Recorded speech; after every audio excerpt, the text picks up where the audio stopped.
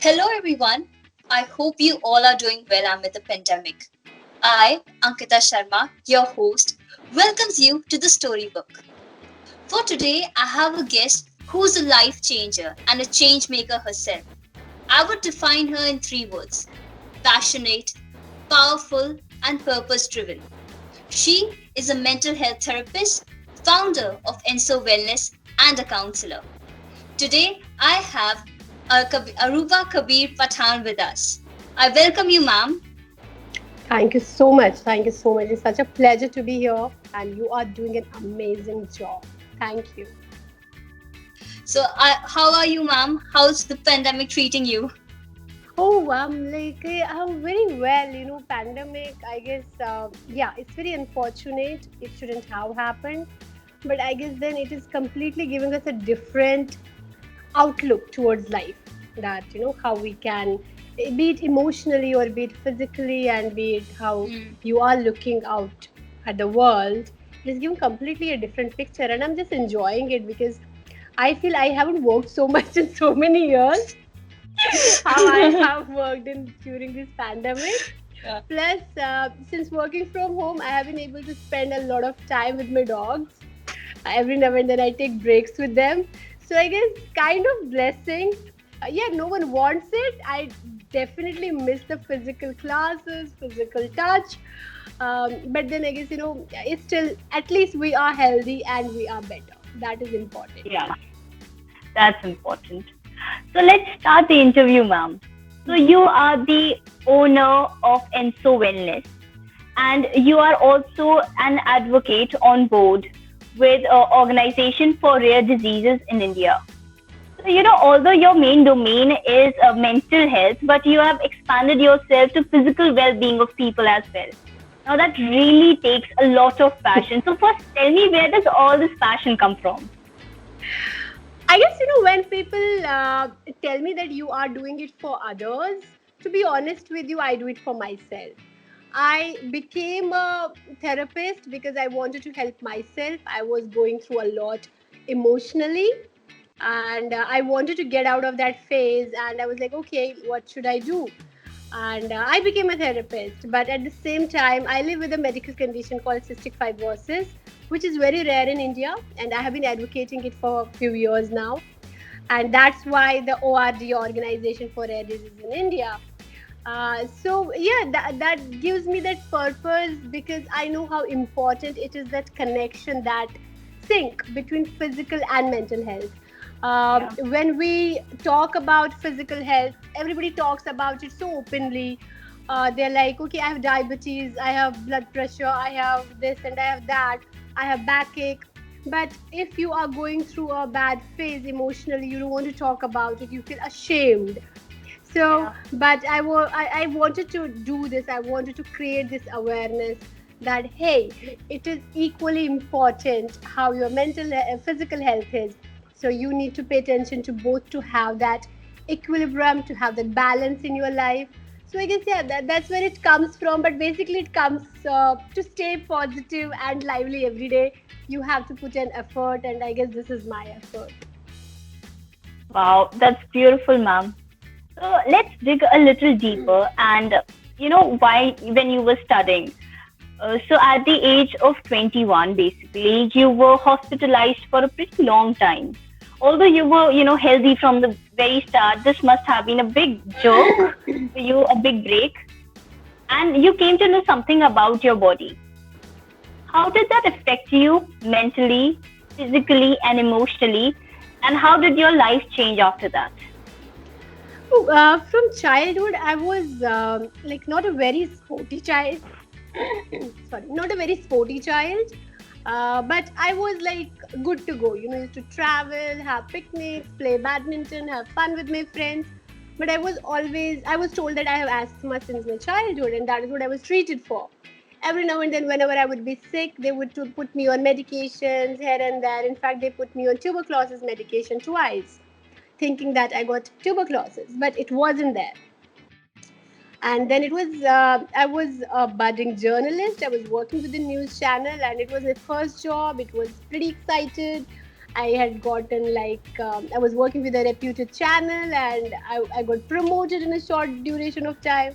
Life was all rosy, I had a boyfriend, everything was going well. And then it happens that I fall sick. And all of a sudden, where did it come from? No idea. But when I look back at it, I guess it was too much of physical and mental strain. Working in a news channel is quite hectic, and plus, being a new person in a news channel, sometimes it involved 24 hours shift, and at a stretch 2 days shift, because you were new, you couldn't say anything, and people would give you work. Plus, you wanted to grow. You also want. It wasn't that only your bosses are giving it. I wanted to do it, and I used to volunteer a lot for work, and that took a toll, and that resulted getting hospitalized, and I was in the hospital, and there was a doctor, and then I was diagnosed with cystic fibrosis there. And the diagnosis came as a blessing, because before that I didn't know what do I suffer from. And I was told, like, sometimes they would tell pneumonia, sometimes they would say asthma, sometimes they would say tuberculosis. And if you did look at me, I used to be a normal person. There were no other symptoms. So it was like, okay, what is this disease that is eating me from inside, but it is not showing on my face? I guess the diagnosis came as a blessing. Now I knew, okay, it is cystic fibrosis, a genetic medical condition. It is rare in India. We don't have many cases in India. And that time I was I knew myself as the only oldest patient. I didn't get to meet any patients of my age. There were only children in India. But then I connected with people all over the world, and I saw there were some people who lived up to 57, 58. They were quite healthy people, physically very active, athletes. I was like, okay, it is something you can manage, you can live with. But it did change me a lot. I went into depression. I was on antidepressant. I was on psychiatry medicines for a long time, because I didn't know, like, a 21-year-old child is like, a kid. Uh, a relationship broke, job went away. You are told that you might die soon. So, all these things were there. But I guess I am blessed with good family, friends, people around me, quite motivating people, who would tell me, you're a go-getter, go get it, it's okay, nothing you cannot beat. So that was there. And that's where the journey began from. I started with yoga, I started with meditations, physiotherapy, Pilates. They say that when you don't find any answer, you turn religious, spiritual. You're like, okay, God is going to give me answers. I guess that was the foundation of it. That is why I became spiritual in the beginning. I was like, okay, so I went to many places like Art of Living, Osho, Rajkumaris, Brahma Kumaris, and to good many places to find myself. What is my purpose? Now the job is gone. What am I supposed to do now?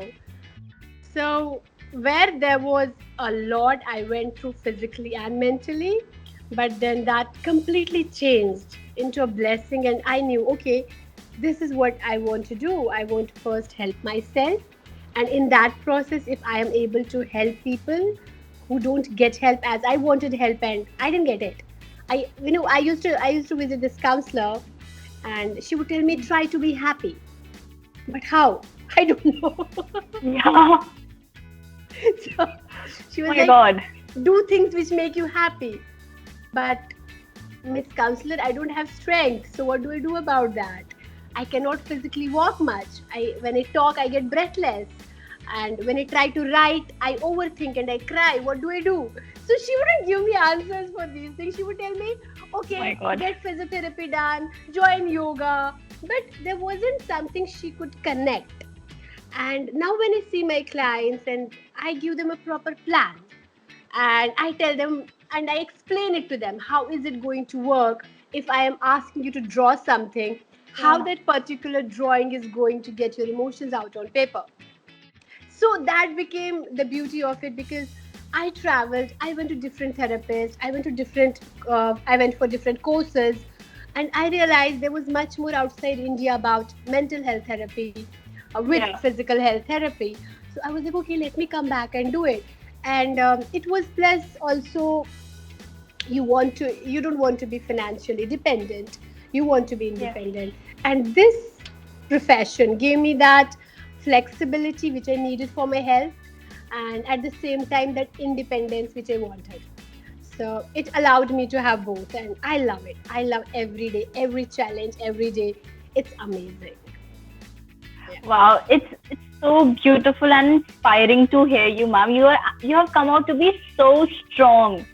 And so what if you were not really healthy since your childhood, but you were always a person who had a smile on your face. I Oh, swear. thank you. Thank you. Okay, ma'am. And so yeah, I see my grandparents. They live up to 70s and their 80s. But the day, if I'm told today that I will only live for like 10 years now, ma'am, I don't know about the coming 10 years, but after that, every day mentally, I'll have those clouds of negativity in me. Ma'am, how did you manage to, control that mental tumult which came along with the fact that you won't live till 27? I was 21. 27 was something. I'm a huge believer of God. Like, I'm not religious, but I know there's a power which is much, much beyond us. And Yes, if it was in our hands, if we decided, while growing up, when I was younger, I have tried to self harm myself because I had good many issues like temper issues, and I was suffering from something I wouldn't understand. I used to, I was a passive aggressive person, which I guess still I am. I'm not somebody who gets really angry or shout at people. I'll get calm and I'll keep it and I'll later tell it. But now, because of therapy, I know that I have to express it. But back then, I did not know yes, what therapy is. So I was a very passive aggressive person. I used to self harm myself. So I tried to kill myself 3 times with 3 different ways, but I didn't die. So if death was in your hand, I was like, okay, doctors have told that. I have read my reports. It is written there on Google. Life expectancy is 27. But then it didn't feel, I didn't feel it inside of me. I was like, mm, then, we will be gods. We will be God actually. We will take everything in our control. And another thing was like, okay, even if 4 years, 5 years, 6 years down the line, but do I want to spend that time crying and cribbing in this bed? Or do I want to get out and do things I like? I wanted to travel. Travel bug was there, it is still there. yeah, And I wanted to travel the world. I was like, okay, and that traveling became my motivation. If I have to travel, I need to be physically and mentally healthy. If I have to be physically and mentally healthy, what do I need? I need to take care of myself, find ways, find resources. And that is what I did. I'm not someone who can sit at one place. Like, I want to come back to home end of the day, but I want to keep traveling. I want to see different places. I want to see different what God has done in the different parts of the world. And that wouldn't have been possible if I would have just sat and cried about it. Now, would you tell me that was it easy? Now maybe when I'm talking about it after 10, 12 years, yes. it sounds so easy and it sounds like a story. And back then, was it like this? No, back then it was like crying and wailing and, thinking that why me?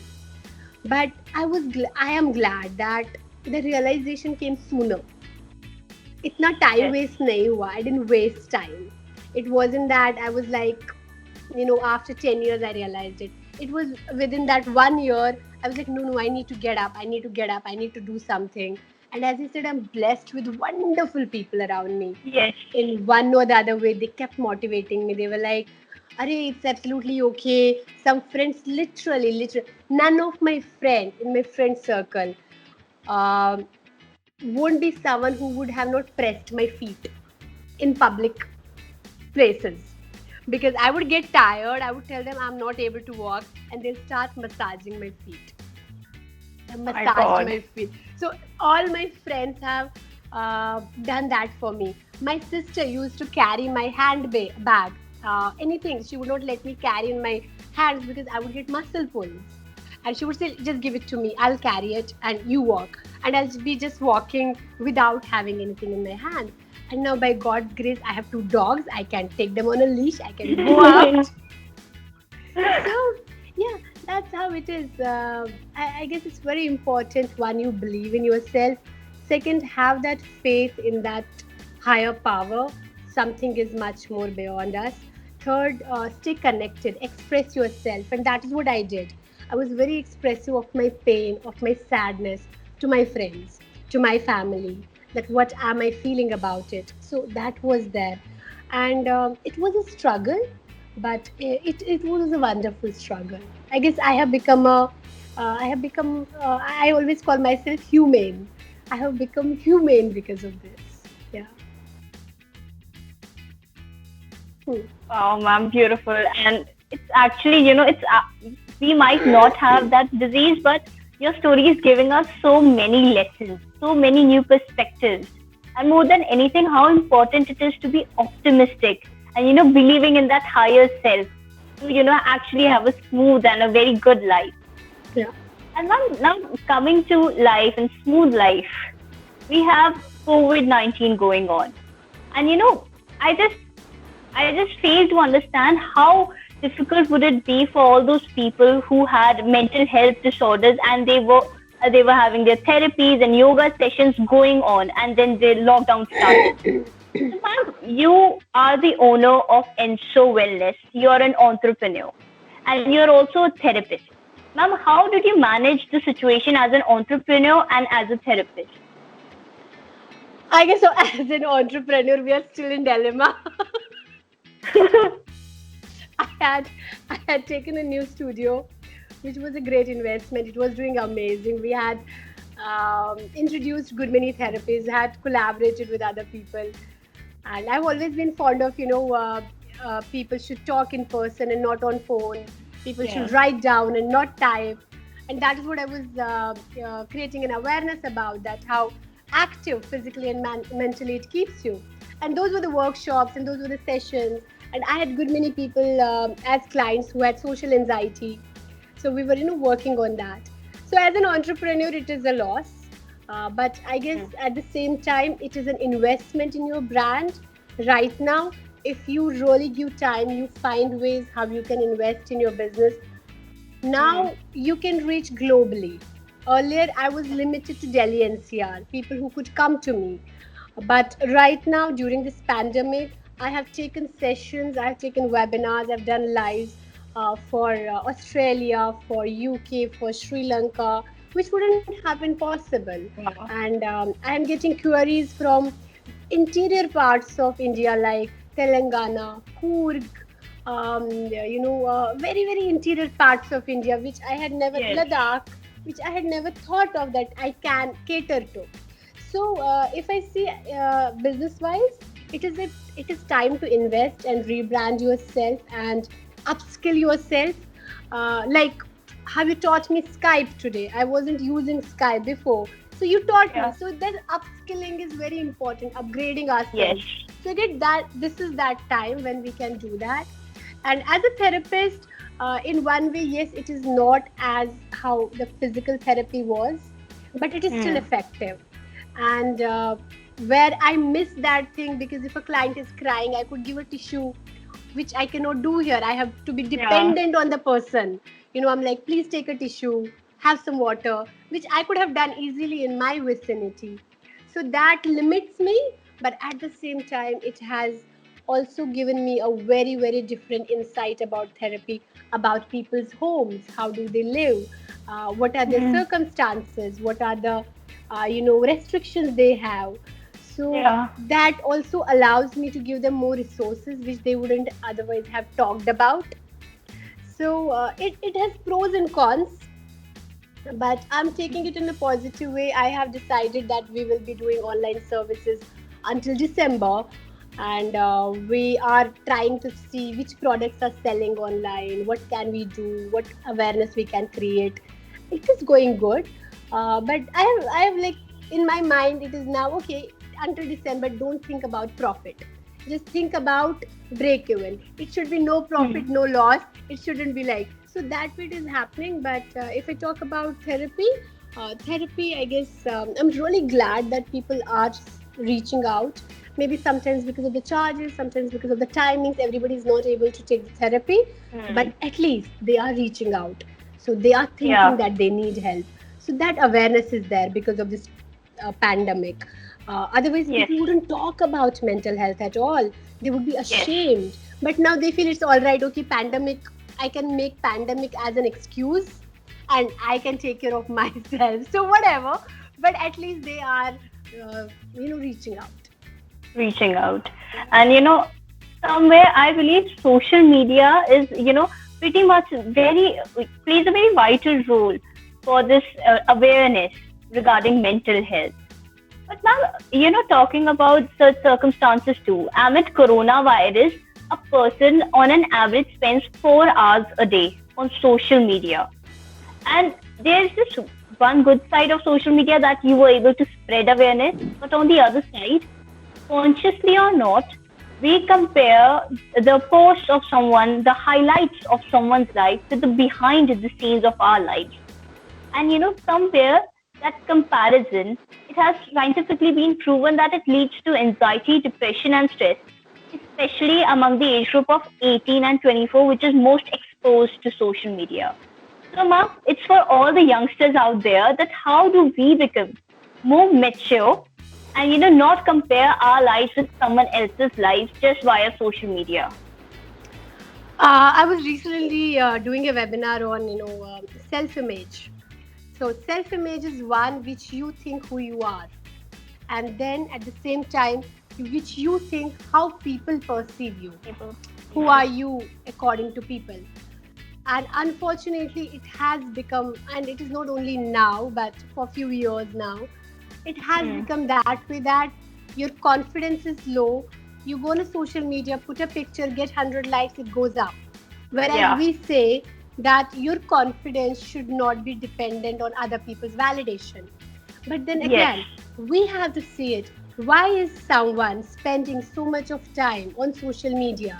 What is that avoidance? What is that escapism in their life? Mostly it comes from the childhood. Oh, I'm so sorry, ma'am. So sorry. I just got to. Okay. That's okay. Yeah. So mostly it comes from the childhood, but at the same time, we need to figure it out. What are those emotions we are suppressing? What is that? We need to be mindful of our emotions. So we always say triple A. Triple A is number one A is awareness. Become aware of your emotions. What are you feeling? You're feeling sadness, loneliness, not accepted, rejection, failure, whatever you're feeling. Become aware of it. But you will become aware of it only and only when you are mindful of your emotions. What is happening inside of Yes. me? When you become aware of it, then accept it. Okay, I feel rejected.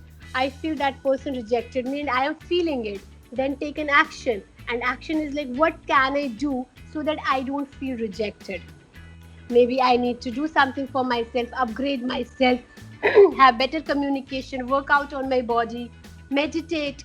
Find the resources what you can find.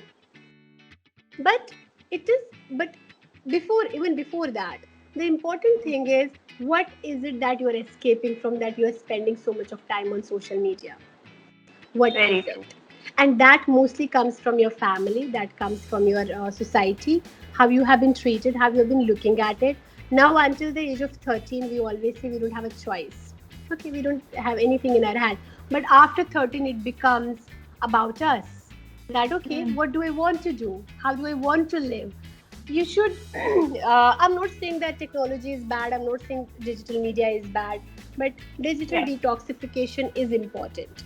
It's Very very important. important. Once a while you need to put your devices away, and you just need to be with yourself. Maybe read a book, do gardening, meditate, connect with your friends, something, do cooking, something which is offline.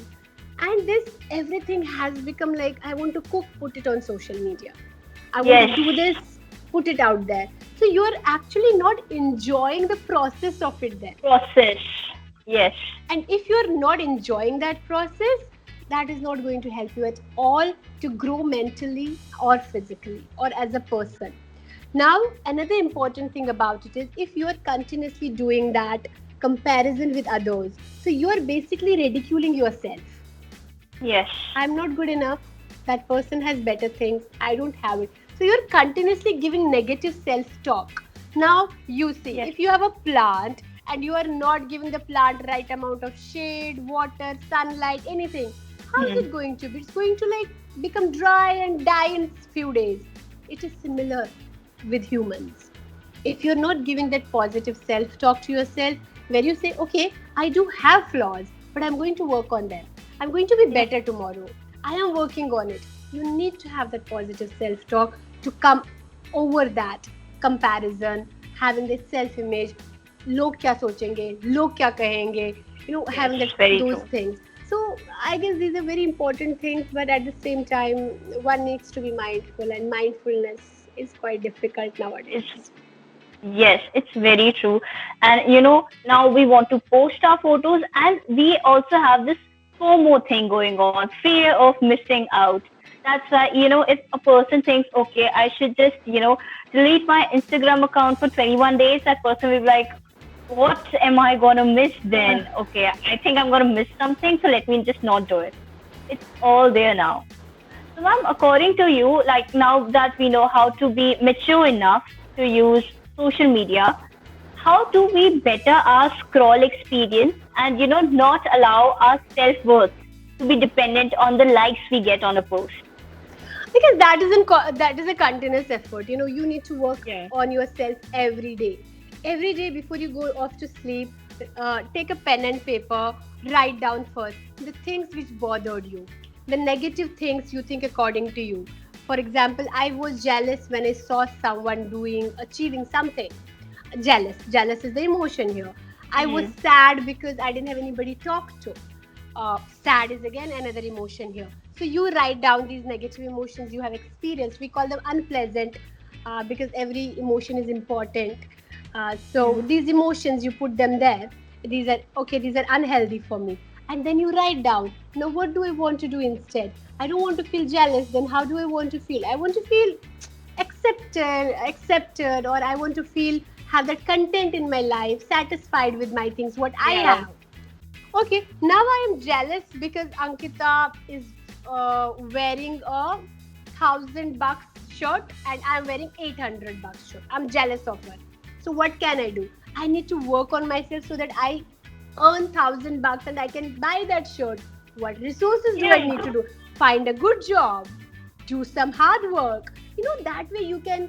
So that is an everyday's effort that you need to make that plan for yourself before you go off to bed. Because don't take these emotions with you when you sleep off. When you sleep off, all these emotions get settled in your subconscious mind, and subconscious mind is the mind which Hmm. is responsible for your behavior patterns. Yes. Very You true. might not, it might not actually remind you that where is this behavior coming from, but it becomes your behavior pattern. You're continuously choosing the same things, repeating the same things, saying the same things. A lot of people tell me, oh, I always fall for people who are emotionally unavailable. And I ask them, but are you ready, actually ready to have an emotionally available person in your life? Are you ready to commit? No, no, commitment. I don't want the commitment, but I want a person to be emotionally available. But Wow. that is what you're attracting. So Hmm. I am not doing good in my exams. Why am I not doing good in my exam? Because I don't feel like studying. Okay, ask yourself, why are you not studying? So a lot of people think, if I study, if I score well, I might have to go to the college where my parents want me to, and I don't want to go there. So motivation dies. You don't want to study well. A lot of people Hmm. think that if I study well, I might not do well, and my friends might do well. The motivation again dies. You are not ready to study only. So these things happen. Identify it. What is it that is making you do all these things, and then work on them. And meditation should be taught to everyone. Yes. Meditation is Very not true. religion. Meditation is very spiritual, and you can meditate in your own ways. You don't have to sit like Buddha and meditate. You can just keep looking at a plant. You can just look at your hand. I always tell people this movement meditation. You can keep looking at it, how it is moving, how my fingers are moving, how am I breathing. Meditation is you being in the present. And is that thoughtless? No, that is not thoughtless, because you telling yourself you have to be in the present, that is also thought. So people Yeah. think meditation is like going thoughtless. You are not going thoughtless, you're not going Hmm. blank, but you're focusing on present. So, Yes. and that will give you a lot of clarity in your life. What are you doing? Are you wasting your time? Are you doing something productive? I always believe we have one life and we don't know how long do we live for. So better use it. Do like fulfill your dreams, do the things you like rather than chasing other people's things and comparing yourself and putting yourself down. And one more Yes. important thing is, I would think Ankita is thinking about me, and Ankita thinks Aruba is thinking about me. No, this is not true. Human Yeah. psychology is, she's thinking about her stuff, I am thinking about my stuff. If I am thinking about her, then I have a problem. Then Yes. something is there. If I'm continuously thinking, oh, is she judging me, is she thinking about me, is she looking at me? No, she Yes. has her own plate full of things. She has her own things to deal. I have my own Yes. things to deal. So thinking this, that everybody is thinking about me, no. You are Mm. healthy, you are healthy. You are skinny, you are skinny. Don't think that everybody is looking at you. So these are cognitive distortions, we call them. These are few things which people think that, oh, they are looking at me, they're thinking about my dress, they're worrying about what other people are thinking. So that is unhealthy. So I just want to put it out there. No, people have their own things to, this joke is there. Like, it's not a joke. It's like, actually, I was in a corporate workshop, and there was this person who told me, there were two people, they knew each other, they were sitting at different places. So we were just asking stories, and this one person said, so that day when I was passing by, and this person did not look at me, and I felt he doesn't like me. That's why he did not look at Mm. me. So this is the example, like what I told you, we don't think about each other. So that was the example I gave. So he said, no, no, like that day when that person did not look at me, I thought he doesn't like me, and since then I have not spoken to him. So I asked the other person, I said, please be honest, why did you not look at him? And he's like, I seriously don't remember what day it was, but if it was Thursday morning 10 a.m., I had bad constipation. I was running to the washroom and I didn't see him on the way. Oh my God! Everyone has their reasons. Now you see, Yes. he had constipation. He was rushing to the washroom and he didn't notice this person. But this person thought the person does not like me. But where is it coming from? It must have come from some other trigger. The trigger is somewhere else. But you are comparing everything in the present. So this is what, if you have an issue, talk it out. Ask the person, hey, you didn't look at me. Is there something I have done? Is everything cool between us? And the person might tell you yes or no. Speak it, express it, have that talk rather than assuming. Because when you assume, you ruin a lot of things in your life and Yes. good many relationships. So don't assume, talk it out. And then physical workout is also very, very important, because when you do physical workout, particular hormones called endorphins are released, which give you, happiness, freshness in your thoughts, freshness in your sleep, good appetite.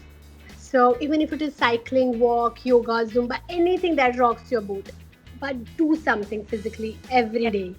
It's not that today I will do cycling for 24 kilometers and 1 week I'll not do anything. No, it doesn't work like that. It needs that constant effort. Maybe do 5 kilometers every day, but do it on everyday basis, regularity. Because mind likes certainty. It likes the routine. It likes the certainty. It doesn't like to be in uncertain atmosphere. Hmm. So it will give you better results. So I guess that should help. Yeah, I think consistency definitely polishes us every day, and our mind itself will become comfortable. Yeah. If we feed it with good thoughts, it will be, it will feel very nice when we have good thoughts. And then if we have unpleasant thoughts, it will be like, oh, I don't like this, so I won't take it. And that way we always stay positive. So, Yeah. ma'am, what's your message for all these people, who are having mental health issues? Uh, there are two kinds of people. One is who do not have an idea that they are going through something. Yes. So I understand if they don't ask for help, if they don't talk to anyone, I understand, because they themselves are confused. Sorry. So they themselves don't know what is happening. But then there are people who know that they have an issue, they have a difficulty, they have a challenge, and they don't reach out. So you are actually self-sabotaging. It's like self-destruction. Because if you are not reaching out, if you're not asking for help, it is going to cost you a lot in your life, your personal relationships, professional relationships. And there has to be a balance. There's a wheel of life which needs to be balanced. Equal amount of time to work, to personal life, to your society contributions, volunteering, Mhm. all everything. Because when you contribute, when you volunteer, a hormone called oxytocin is released, which makes you feel stress free. And Yeah. when you're physically active, endorphins are released. When you're mentally healthy, you have emotional resilience. You're better at handling emotions, relationships, professional, personal. So you need to have that balance in your life. So if you are someone who knows that I have a difficulty in something, reach out. And if you're someone who doesn't know, then the unhealthy emotions are like, if you're overthinking, you're sad, you are in grief, you are in any kind of emotion, and that emotion goes on for a longer duration of time, a week, Yes. 10 days, 1 month, 2 months, and you start feeling that emptiness, hopelessness, helplessness inside of you. That is the time to reach out. Even if you don't want to reach out to a professional, absolutely okay, but talk to a friend, talk to a family member, express it, write it down. Even if you don't have anybody you can talk to, write it down, but get it out of your system. Work on it. That's very Yes. important. And we need to talk about mental health a lot, so that it normalizes as physical health, so that people don't feel, we saw the Sushant Singh Rajput's case, Yes. and now we are seeing that he did not talk about his mental health condition. Mhm. He was, in a way, somebody called me other day from the Bollywood itself, and he said he was right, he didn't talk about it, because had people known about it, they would have made his life miserable while he was living. Just see what they are doing when he's dead. So we need Yes. to have that Very true. respect, kindness, compassion. We don't choose illnesses, be it physical or mental. We don't choose it, but yeah, somewhere we become careless, we miss on it, and we get it. Now, after you get it, take charge. Take the responsibility. What can you do for yourself and others to make it better, to make it easier? That's very important. And having that kindness and compassion is very, very important. We are missing that. We're seriously Yes. missing that, Very true. Ankita. Everybody Yes. has become I, me, myself, and judging others. Come on, like pandemic should teach us something. It put us, Hmm. it did not see gender, caste, religion, creed, borders, anything.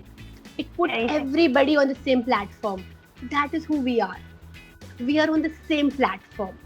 So we should have that respect for each other. And if someone comes to you and tells you, I'm going through something, don't give advice.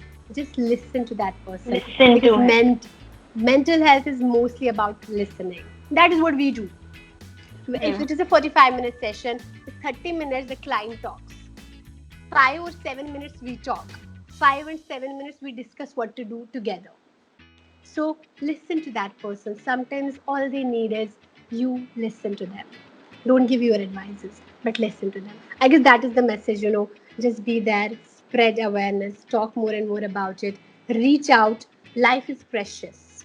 So don't waste time by thinking, no, people will talk, people, nobody bother, nobody, Nobody really does. yeah. So just come on, go out there, reach out, talk. And these sessions are very safe. When you reach to a mental health Hmm. therapist, there are various therapists. Yeah, this question I wanted to put out there. Sometimes people are like, how do I know? Do I have to see a psychiatrist or a counselor? So first, even the Oh. psychiatrist says, first go to a counselor. If the counselor realizes and understands it is something beyond my control, there is a chemical imbalance, then they send you to the psychiatrist. Because psychiatrist is like, they will definitely write you medicine. That is their expertise. They will put you on medicine. But even sometimes, when people go to psychiatrists, they send the clients to counselors without medication. They're like, so go to the counselor. The counselor will guide you whether you need medication or you need therapy. And with medication, you always need therapy. With therapy, you don't always need medication. So, yeah, Hmm. that's how you can choose where to go. Thank you so much, ma'am. You not only gave the people with mental issues the right advice, but also us, people, normal people, that we have to be kind and compassionate, and more than anything, we just really have to listen, not speak every time someone tells us something about them. Thank you We, so much I for the show, always ma'am. say, listen to people to respond, not to react. but we always listen to react. I have to add on something, but we don't Sure. listen to respond. So we should always be that. So thank you so much, Ankita. It was amazing talking to you. Thank you. Thank you so much, ma'am.